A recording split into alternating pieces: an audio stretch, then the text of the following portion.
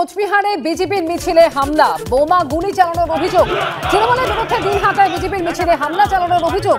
বহিরাগতদের নিয়ে মিছিল করে তৃণমূলের উপরেই হামলা চালায় বিজেপি। বিজেপির অভিযোগ উড়িয়ে পাল্টা দাবি উত্তরবঙ্গ উন্নয়ন মন্ত্রী।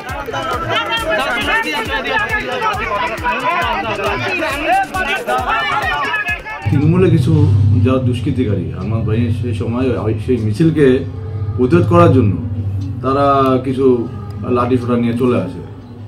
তারা একটা মিছিল মানে গুটি কয় লোক ওই 30 থেকে 40 জন লোক ছিল, এর বেশি ছিল না।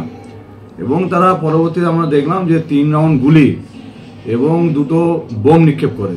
যদিও কারো গায়ে লাগেনি, মিছিলের মানে মিছিল থেকে একটু দূরত্বেই তারা সেগুলো চালিয়েছিল। বাইরের থেকে লোক নিয়ে এসে মিছিল করে আমাদের কর্মীদের আক্রমণ করবার চেষ্টা করে। আমাদের কর্মীর সংখ্যায় অনেক কম ছিল সেই সময়। সেই অবস্থাতেও তারা প্রতিরোধ করে এবং ওখান থেকে দুপক্ষকে পুলিশ সরিয়ে দেয়।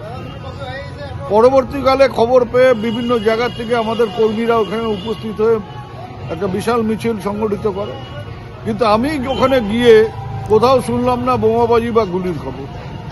এসব নিজেরাই সমস্যা তৈরি করছে, পায়ে পা দিয়ে একটা ঝামেলা পাকাবার চেষ্টা করছে।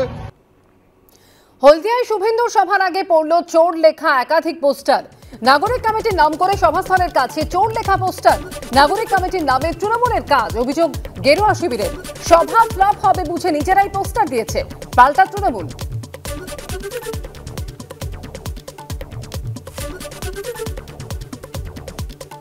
তৃণমূল ছাড়া আর কাদের কাজ হতে পারে? ওদেরই এইসব কালচার। কালকে একটা সভা হবে, এই সভার আগের দিন থেকে যেভাবে চারিদিকে তাণ্ডব চলছে গোটা হলদিয়া জুড়ে, এগুলো হলদিয়ার জনগণ দেখছেন, হলদিয়ার মানুষ দেখছেন। এটা একটা সুস্থ সমাজের কাজ। একটা রাজনৈতিক দলের প্রোগ্রাম হবে, তার আগের দিন অন্য রাজনৈতিক দলের পক্ষ থেকে এইভাবে বিভিন্ন জায়গায় পোস্টার এইভাবে লাগানো, এগুলো তো ঠিক নয়।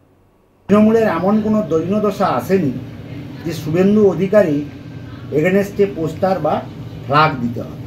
তাছাড়া আগামীকাল যে সভা, এটা বিজেপির সভা হিসাবে চালালেও বেসিক্যালি শুভেন্দুবাবুর জন্মদিনের সভা এবং আগামীকালের সভা অত্যন্ত ফ্লপ হবে। সেই ফ্লপ শো হবে বলেই আগাম তৃণমূলের উপরে দোষারোপ করছে।